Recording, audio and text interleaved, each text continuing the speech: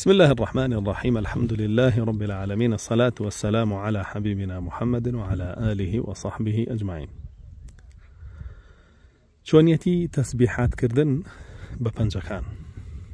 طبعا پێشە مشتێ رسول الله صلى الله عليه وسلم بۆ هەموو کارێکی بەڕێز و بەرز لای ڕاستی بەکارێناوە، وەکو چۆن لە فەرمودەکانە بە صحیح هاتووە لە عایشە خاتونەوە کە ئەفەرمێ كان يحب التيمن في تناوله وترجله وطهوره وفي شأنه كله.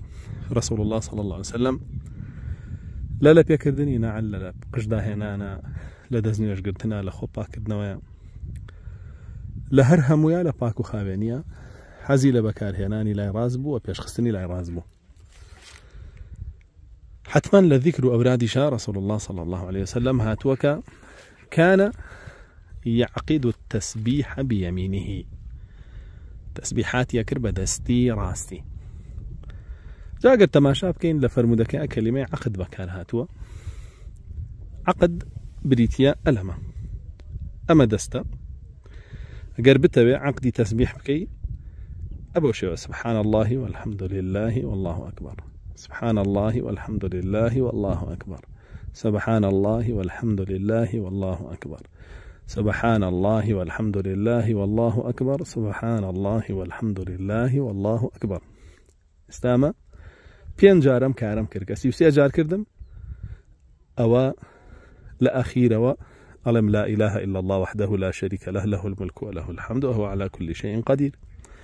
بوشيوا كاملا صدق طوابه وكل فرمودك يا هات وكأفرمي دعين وجكان أبوشيوا ذكرانا بخواني قلناها كان دقر وكو كفي درياج بي أوري واشتواني بلي سبحان الله سبحان الله سبحان الله سبحان الله سبحان الله حتى وكو سيوسي جاركي طوابكي دعي الحمد لله بهماشي ودواتر الله أكبر بهماشي واشتواني بلي سبحان الله سبحان الله سبحان الله سبحان الله سبحان الله سبحان الله حتى كوتايكي سيوسي جاركي طوابكي بوشي وش أو بهمان شوي أواني كأكاو هي جاوزي كينيا بلام لفظي فرمودك كهاتوا عقد هاتوا عقد يجب مشوية باشا أميان